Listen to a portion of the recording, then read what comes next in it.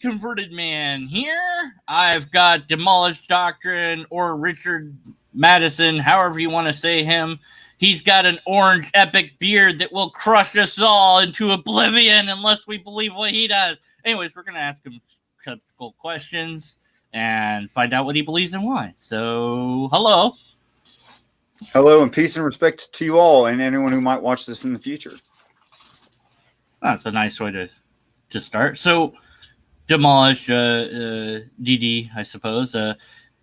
What do you believe? Let's start there. That's a simple question. Sure, it's no problem. I'm a correspondence theorist of truth. I believe that if something doesn't align with truth, it should be what is obviously our actual reality. It should be easily dismissed. Simultaneously, at age 42, as an anti-theist, I saw something that cannot be easily dismissed. Since 2012, I've been trying to disprove it, but apparently I need help disproving it. I am incapable so far. From spiritual text. Okay. Well, can you elaborate on these ideas to some extent? Because I haven't heard of correspondence, and I have heard of the word correspondence, but I'm not sure what you mean by this. Oh, just in correspondence of truth, what I mean is that you believe that I'm another person because your observable reality says I'm another person. That's correspondence. Ah, I see. Yes. Okay, so in all ways that you can test something, it should seem to you, it seems to me that you're a different person from me, and it should seem to you that I'm a different person from you. Right. This is, minds exist outside of my own. Sure. Kind of an a priori belief that I think that most people, well, I don't know how many people have it, but I would dare say a lot of people, hopefully. Well, not just that, but also things like, did you see that? And someone says, I saw a red convertible, and you think, oh, I saw a red convertible too. We are confirmed. Yeah, right. Simple things, yeah. Yeah. I mean, and of course they're you get into psychology and how perception can be incorrect and things like that. And then of course you run into that darn hard solipsism. Thank you. I can never say the word. I was like, but I just go, yeah, well, our things are working pretty well, probably. And if not, somebody's going to have to tell me, because I can't tell, well, I can sort of tell that my eyesight's not as good as it once was, but,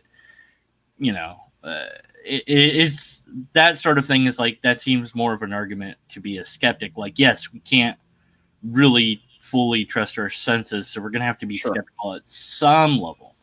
But at any rate, so you had something happened in 2012. What was this? Can you?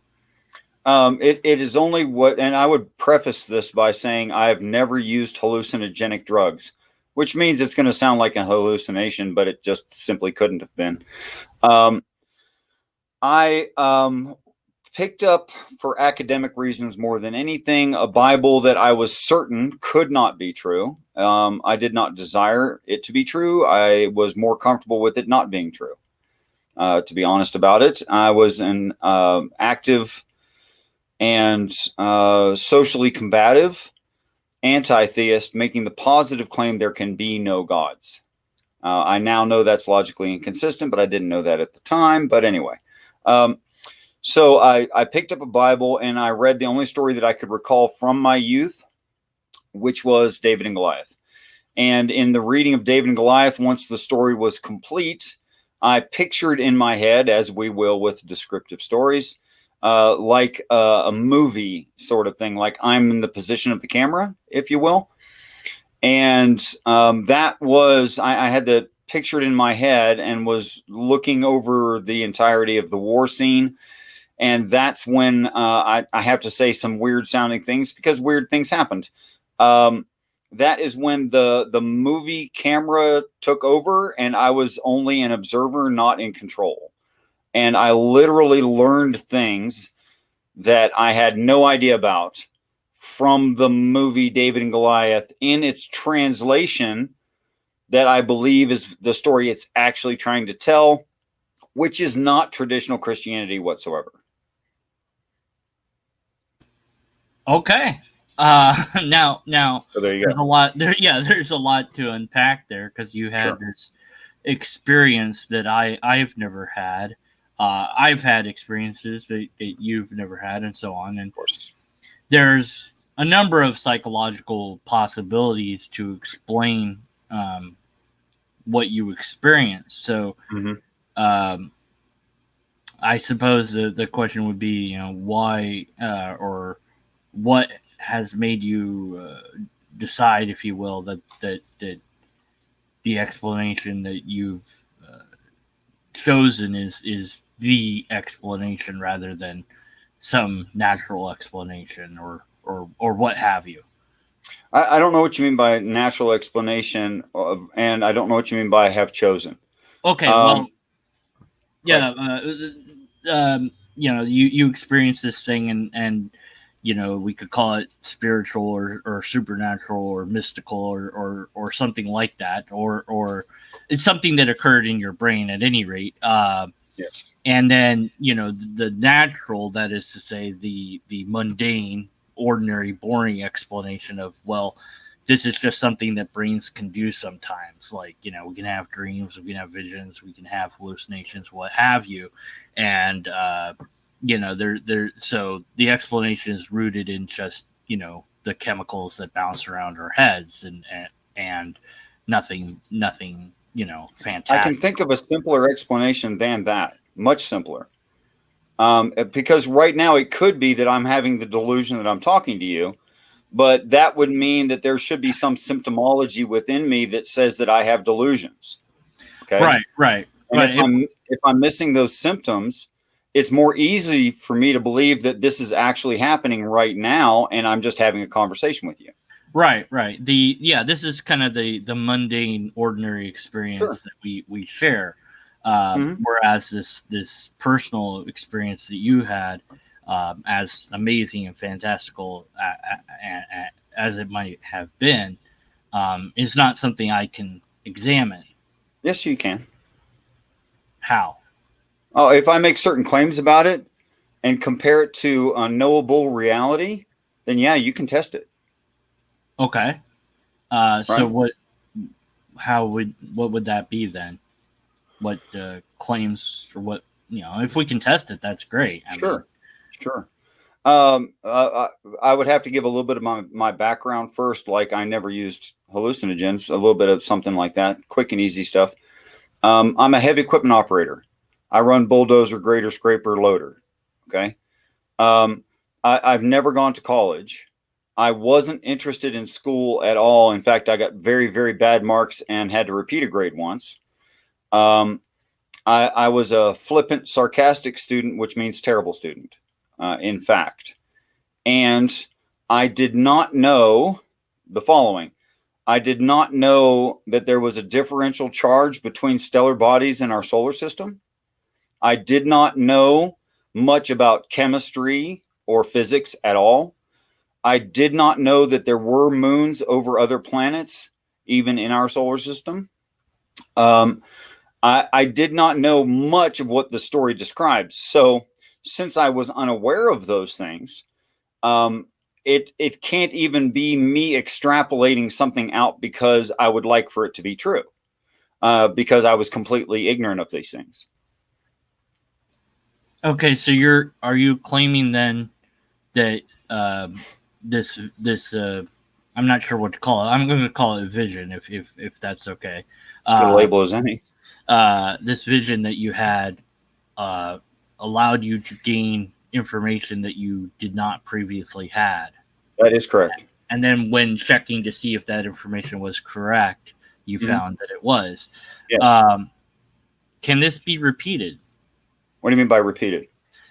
Can you do something that would allow you to gain new information that you currently do not now hold, so that we can actually, this has happened several times. I'm just citing the first example. Okay. you said that this is potentially testable, so let me outline a potential test. Could it be possible for you to activate this, or however you want to term that, in such a way that you would be able to tell everybody what is on my cable? I don't seem to have control over it at any point. Okay. So you can't control what information it will give you? It's just like if I tried to guess your birthday right now, I would be having to go through a long list of approximate dates, and eventually I would hit the right one. Exactly, right. But I could just ask you and you could just tell me. Okay? Right.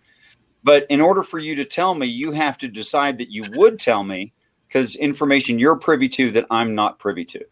Mm-hmm. Okay. So if we accept that information is habitually associated to conscious mind, and yeah, I didn't write that. That's a quote. If we accept that, the best evidence that I have for your existence is that you have information that I don't have. Mm-hmm. Okay. So, and I think that applies broad spectrum, that when I receive information that I don't have, I should suspect another intelligence. Mm-hmm.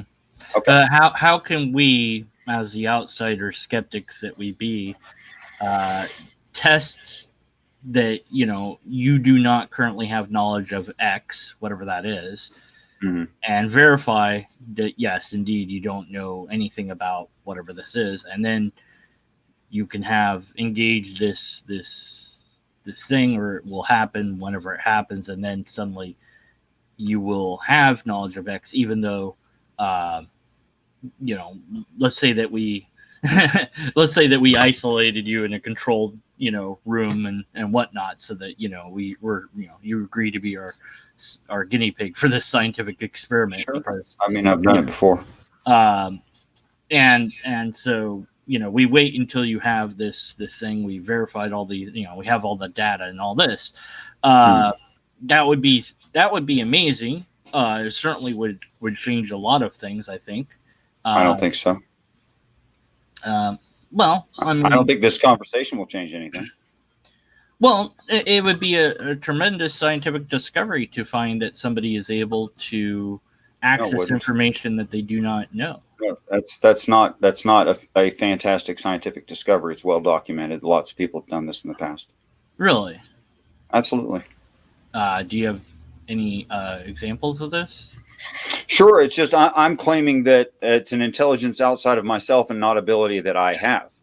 That's the only difference between the well-documented occurrences of this sort of thing and what I'm professing right now. But I'm making that claim based in information theory that I'm receiving information from outside of self, thereby a decision was made to share information, and that I'm not actually in control of that, and it's voluntary, like asking you your birthday. Uh-huh. Okay. So that's all that I'm saying. There's plenty of names for this occurrence of things that we see all of our lives from the moment of our genesis or self-realization. And you can watch a child do this, and children profoundly do this. And one night they go to sleep, and the next day they wake up and it's not the same kid. They're different. They're able to invent lies, or at least profess them. I could argue whether or not they're inventing them. But they definitely know the difference between what is a made up story and what is something that's true in reality. They know the difference. And from that point forward, barring, birth defect and traumatic brain injury, that average adult humans do this kind of exercise, experience this all the time, so much that we ignore it, so much that we dismiss it. I know I did for 30 continuous years of what I would call adulthood.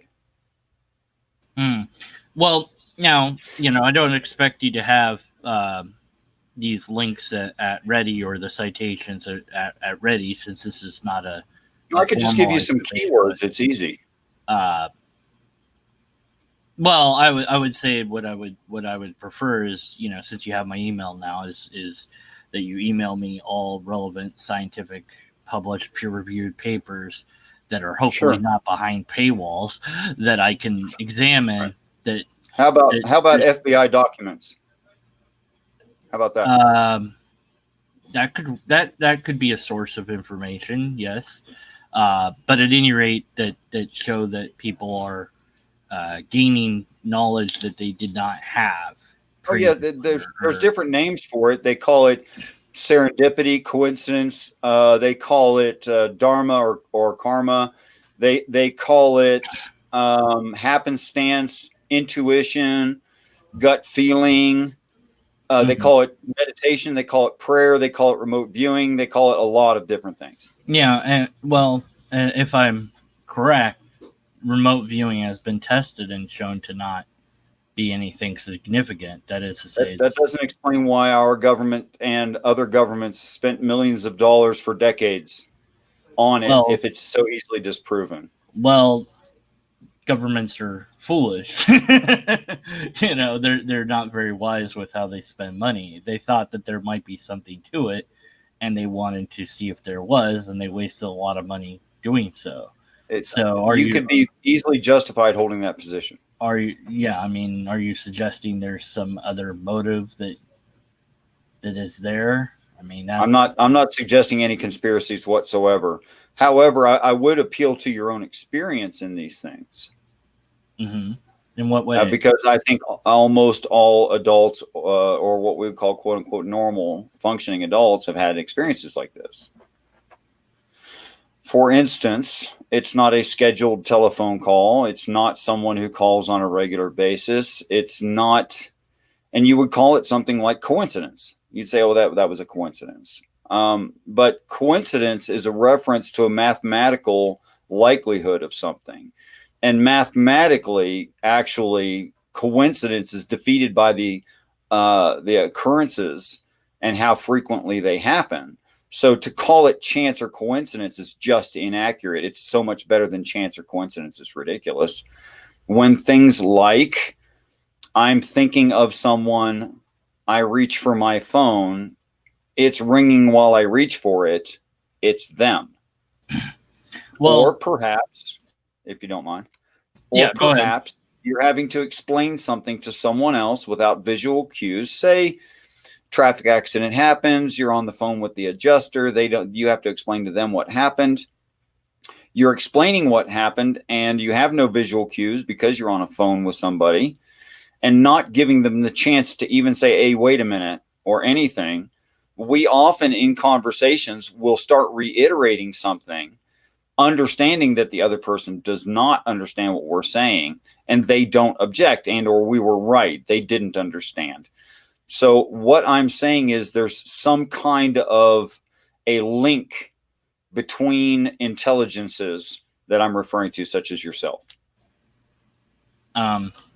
Okay. I'll let that sit, because there was a question I had, or rather a thing that I wanted to comment on. That is that unless I or whoever was to meticulously document every single time I thought that, somebody's going to call me and reach for my phone, then I'm relying purely on my memory. Would that be fair?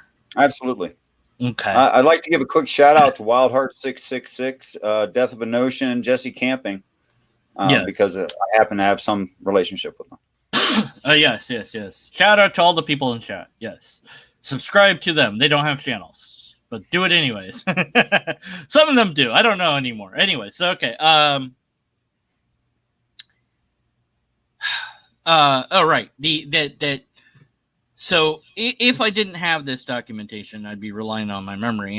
And what we do know is that we remember the hits and we forget the misses. Absolutely.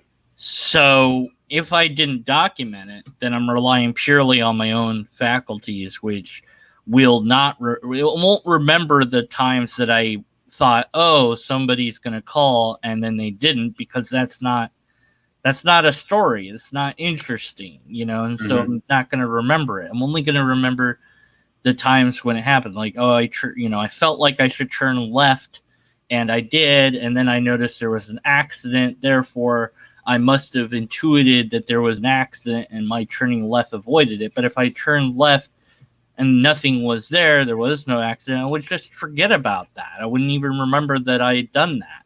I'm not sure that's the best example, but I see what you're saying. Right. So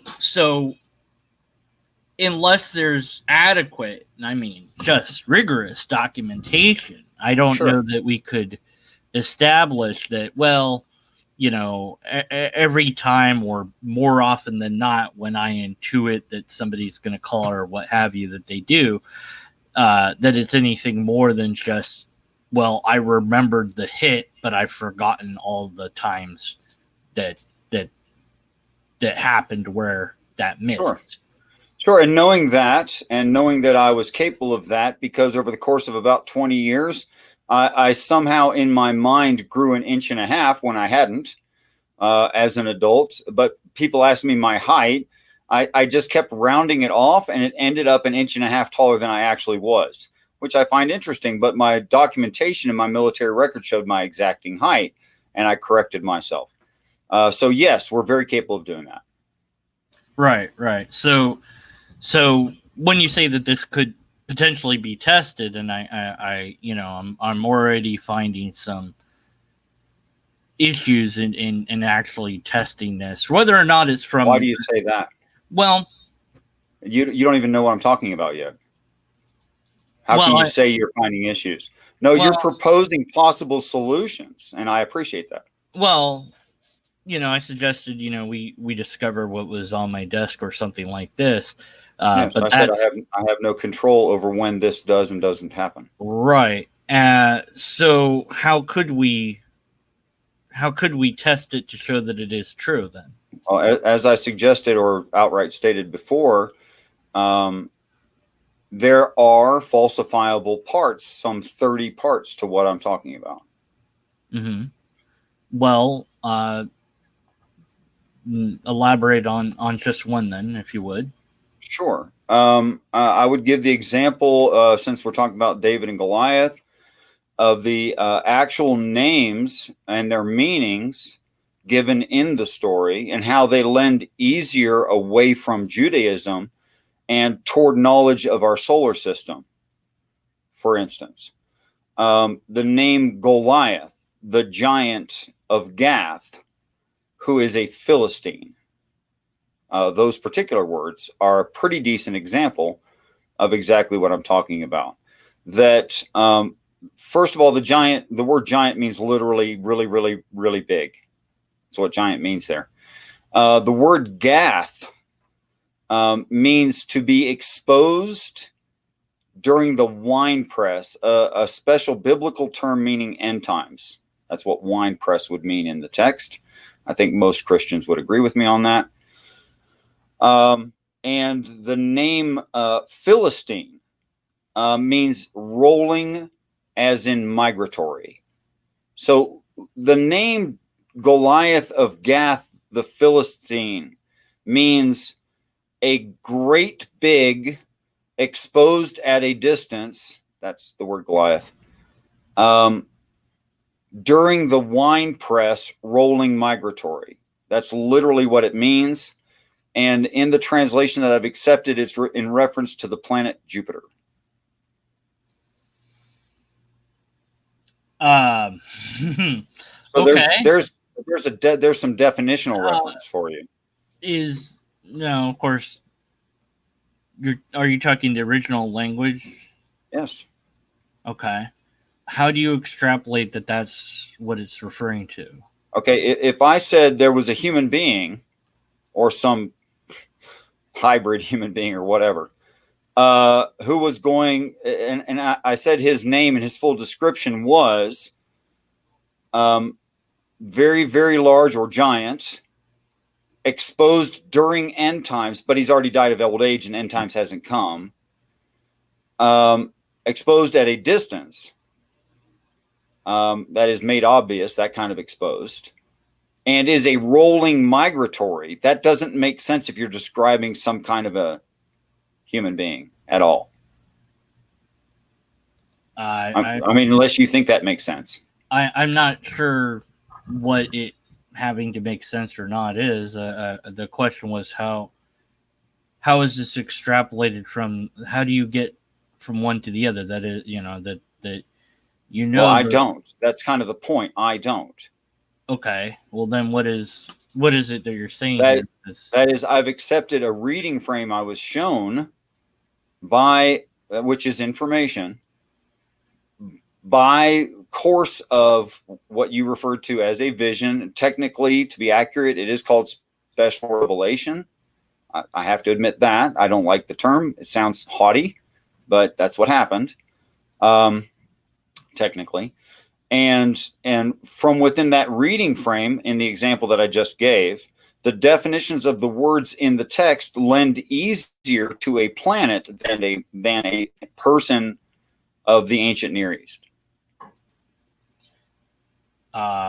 Okay, so in order now, there's no way to falsify this because I don't have access to your lack of knowledge of Jupiter.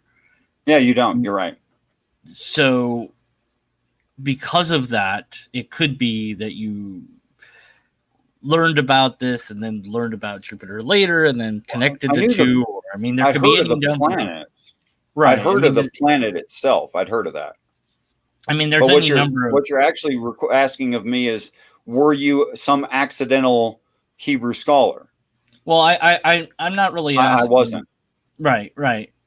What I am saying is that we're looking for something that is falsifiable, and this particular example, okay, I've determined, and you can correct me, that I do not see a way to falsify it because I don't have access to your knowledge or lack of knowledge. Okay. Do you think I could accidentally, not speaking or knowing anyone who speaks or never having heard the language spoken, or knowing the Bible or knowing the definitions of those words, intrinsically know that those words would work well for this reading frame? Well, again, how would I do that? You're asking me to know your inner... No, I'm telling you, I never learned Hebrew. That's just a simple fact. I don't even know anyone who speaks it. Yes, you're telling me that, and it might very well be true. I can't verify that. Do you think it would be 50%, 60%, 70%? Unlikely that an American from a white heritage, which is not a Jewish heritage, would somehow accidentally learn Hebrew. Well, with all due respect, just put a number on it. That would be an appeal to meaningless statistics. I can't do that. I'm just wondering about your opinion. It's not meaningless to me. Well, I wouldn't phrase it that way because it would be antithetical to logical deduction. You can propose something. I would hear of it. There is no way. You're making a claim. How do you explain X? But you have to prove that X is true. I can't. It's definitionally true. I just told you the definitions. I can show you them in Strong's Exhaustive and Jusinius. That's all well and good. Okay. That the problem is in my inability to know that you did not have this knowledge or gain this knowledge at some point and are, I don't want to say being dishonest, but not telling people can be accidentally dishonest. What have you? That there's no way. This is something you're saying. This is true, and I'm saying, well, that's nice. I can make all sorts of claims of a similar nature that could not be verified, and so it is not. Well, tell me the square root of 325. It's not 0. That's pretty inaccurate, wasn't it? Well, I can know what the answer is not. I don't have to know what the answer is. No, I made a positive claim what the answer is. I did not make a general term that no, not comparable. But you understand my position is Sure, you don't know what I didn't know. Right. I get it. And so You're there's going to have to take me at my word that I am not Jewish. well, and I wasn't raised Jewish. I don't know people who speak Jewish. Yes, but you could have learned this and then pieced it together later. Well, I've obviously looked it up since. Right. Obviously. Yeah. So let's just move on then. Right. What we need is a way to then falsify this idea somehow. Yes, I know that wasn't my falsification. Okay. Then what would be a falsification then, please? Okay. So not only that, but I don't find this reading frame anywhere on the planet. I have no one to extract it from. And if you look for it, I think you'll find the same thing. That the only person that I know of who's saying this is me personally, the guy that's talking to you. Okay, and which means you can't get it from a preacher. You see my point? So this has been revealed to you and nobody else. So far, yes. Okay. I'm not saying that there's no one on the earth, but whoever is on the earth who also has this is not putting it on the internet and is not talking to me about it. Right. Okay. So I have no way to find it somewhere else, is what I'm saying. Right. But could it just be something that you invented? Sure, I could be inventing it, but if I were inventing it, it would have to be wrong. Yes. Okay. It could very well be wrong. Okay. Could I cannot invent real things. Well, I don't know. You can accidentally be right, I suppose, but I don't know how to examine that this extrapolation is correct. Yeah, you're right. I haven't gotten to that. Right. So I was just saying that, and continuously all the definitions work that way. Okay. So I was giving you an example of some definitions. All right. Very well. But I don't think those definitions falsify or confirm this. Okay. So let's proceed with how to falsify then. So you're going to have the same problem with this part. You don't know what I didn't know. Okay. So is setting aside that, then knowing that is going to continue to be an issue, is there something, of course, that is falsifiable? Sure. Okay. The plausibility of a series of chemistry and physics in our actual solar system. Either there could be a certain chain reaction or there could not be a certain chain reaction. Okay. That is falsifiable. And what is this in reference to? Like David and Goliath. Okay. So as it applies to our solar system. I see.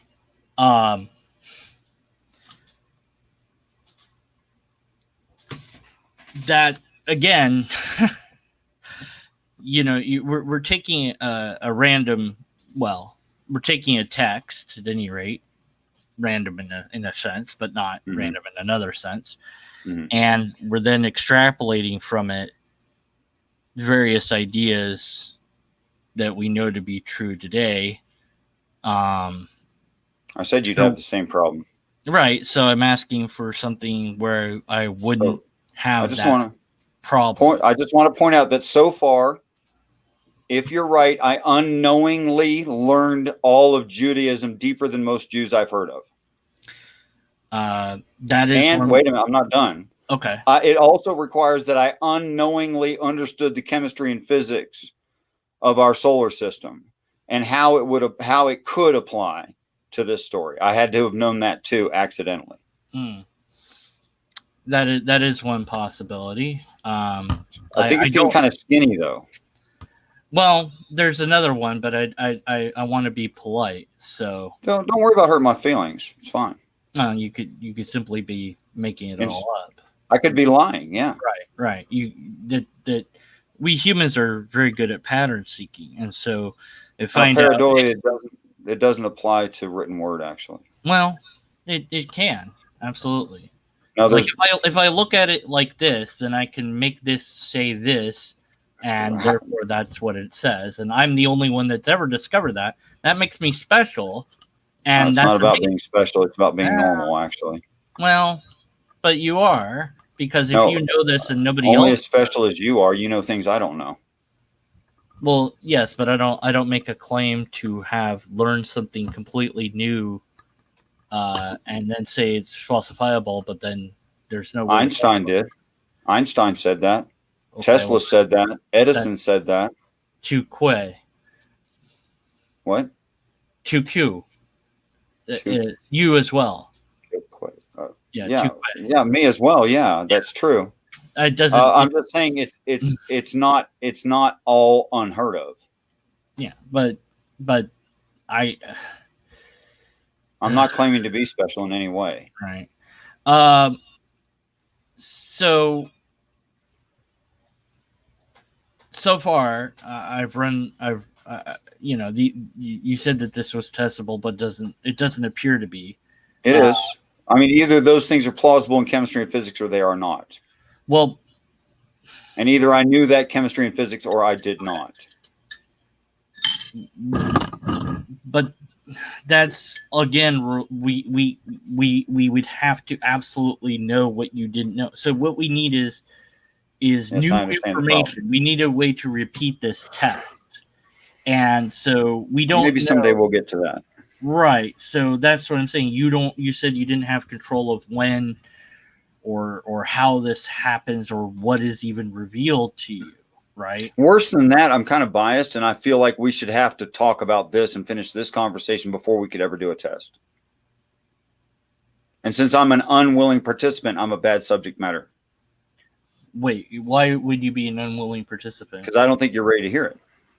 I'm absolutely ready to hear whatever you want. I personally, I didn't talk about your feelings. Not at all. I said I personally feel that you are not ready for that experiment, which makes me a hostile. It makes me a hostile subject. It's completely irrelevant whether I'm ready or not. But it is relevant whether or not I will participate. I see. That's very convenient. Well, I'm a terrible subject right now. I'm telling you, I'm a terrible subject right now. Right. So we can't test it then. This part of what you're requesting may come later, but I feel like we should wait. Okay. Till when? I don't know the answer to that. All right. Are you willing to demonstrate this in any way, shape, or form to anybody at any point? It's happened before to others, not yourself. Do you have documentation of this? Yes. Okay. Is that available to us now? I'd have to get the person back to tell you the story, and then the documentation would be verified by them. I mean, I can write down anything right now, Right. Because we're looking for the same problem. We're looking for a way to test it. You said that it was testable, and I'm trying to verify it, and then this shield, if you will, has gone up of, well, I'm hostile, whatever, yada yada. No, it's not a shield. It's just I'm being honest with you. Yeah, that's how it actually is right now. It reminds me of another conversation I had on Twitter where I offered $1,000 if this person would prove their claim to be true, and they didn't take it because they said, "Well, did you have $1,000?" Yes, I did. Oh. Next month, I could offer you $1,000 to prove that this is actually. Oh, I definitely wouldn't do it for money. I would do it for free, but I definitely wouldn't do it for money. You donate it. I don't know a worthy cause. I'm sorry. All right. Well, you can do it for free. I would love for you to do it for free anytime. I would only agree to do it for free. Okay. But if you're willing to accept that I was not an ancient Near Eastern dead language scholar, and as far as I know, I never was. If you're willing to accept I was never interested or studied astronomy at a collegiate level, in fact, I haven't been to college. If you're willing to accept those two premises, then the rest of this may be persuasive. I don't know.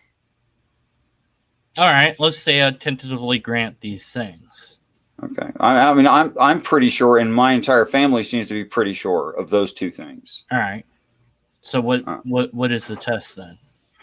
Okay, so then either it's plausible in chemistry and physics that a large differentially charged comet could just miss the sun, break up into 6 different parts. If you hear something that's implausible, please object. I'll just tell you the story. break up into 6 parts, that one part of those 6 would miss the planet Mercury, but 5 would hit the planet Mercury, changing its gravitations, changing the sun's gravitation on it, and dislodging it from its present orbit. Then the one part that missed Mercury crashes into the Earth's atmosphere and into some ocean, which changes the chemistry of the ocean. And in that part of the ocean, or the third part of that ocean, that all the animal life and plant life dies, perishes because of the chemical change. And then the planet Mercury continues on and intersects with the moon Europa, which has 5/3 as much water as the Earth. And they together become contacting the moon Io, which is 90% yellow sulfur and 10% iron. And because of the electrical discharge, makes available from water, oxygen, and hydrogen, causing all of that to be, burning masses of sulfur and other compounds, or sulfur and some other compounds. And then that crashes into, because of the high gravitational field of Jupiter, that crashes into the outer atmosphere of Jupiter, which is some 21% methane and other nasties. And that shock wave resulting from that ignition sends a wave toward the center of the some 73% liquid metallic hydrogen mass of Jupiter. Okay. Hold on, I'm almost done. All right. And that wave, that pressure wave, starts fission. Sorry, I think it's fission, a nuclear reaction, realizing Jupiter as a short-term, small, very small star. During the process, a chunk of the moon Io is propelled back to the Earth and becomes quote unquote wormwood, or poisons a lake because it's burning sulfur. It burns very brightly. And then the Earth at a 66-degree angle to 2 light sources would change the appearance of stars in the sky, the shadow on the moon, and then the Earth in between would have no dark at any point. That's it. Okay. That's all information that may or may not be accurate. I'm no scientist, so I couldn't. Neither was verify. Why should I believe that you weren't a scientist? You can be skeptical of all the things I say. In fact, I'd encourage you to be skeptical of all the things I say. Because I want people to be skeptics. So I'm biased. Right on. But actually, I do too. At any rate, well, no, to be honest, because you have this belief, and I think that I've gotten to the root of what it is you believe, and we've extrapolated to it out. And I think that I've run the gambit of questions that I can ask you that would not. Don't worry about that. Say whatever you like.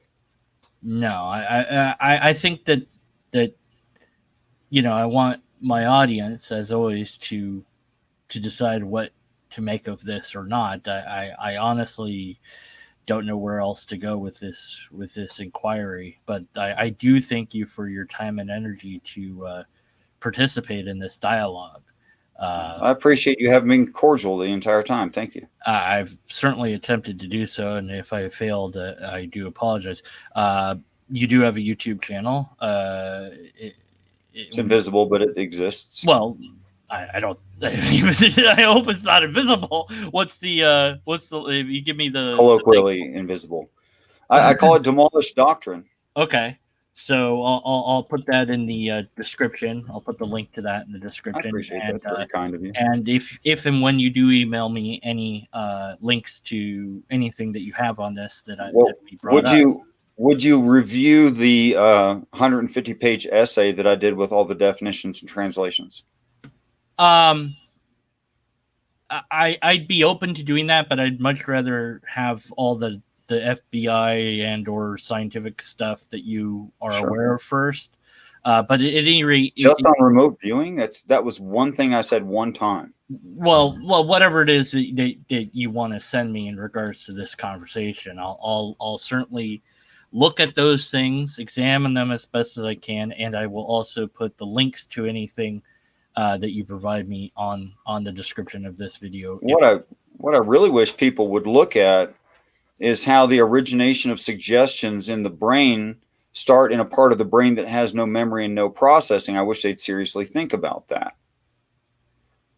That it doesn't even have the ability of language and speaks your language. Now that's just medically true.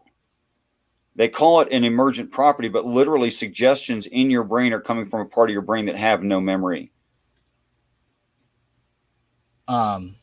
Okay. I wish people would look at that. What is that called then? Or what is it called? It's called an emergent property of the subconscious. Okay. Well, but electrically, we found that it comes from a part of the brain that it's not near your corona. Well, like I said, anything that you email me that you want me to link, I certainly will do so on this video, and you're welcome to put all parts of this on your channel, edit it up so that I am dumb. I don't care, whatever. No, I would never. I'll be like, here, look, I'll say something silly now. Turkey there. That's going to be in the video. That's going to be the video, right? Because I said it now. It won't be like the whole, well, it could be the whole video. That'd be funny. But at any rate, certainly if anyone, wants to subscribe and ask you further questions, I would encourage them to do so. And if you're open to it, I have somebody else that I think would ask you more difficult questions than and I could set that up at some time. More than happy to. I mean, you and I knew each other, 2 minutes when I agreed to this? Yeah, right, exactly. So yeah, I'm fine with that. All right. So thanks everybody for listening and watching and commenting. And if you put in stuff in chat, refresh this when it's a video and then comment on it. Because if you don't comment on it, YouTube doesn't know that I exist. And I kind of want YouTube. Well, I don't want YouTube to know I exist because then it might destroy me. So wait, whatever. Anyways, so thanks everybody, and good day, good night, and may logic guide us. Lobsters, something, I don't know. Okay, I'm gonna give you the final word, then I'm gonna hit the button. Peace and respect to you all.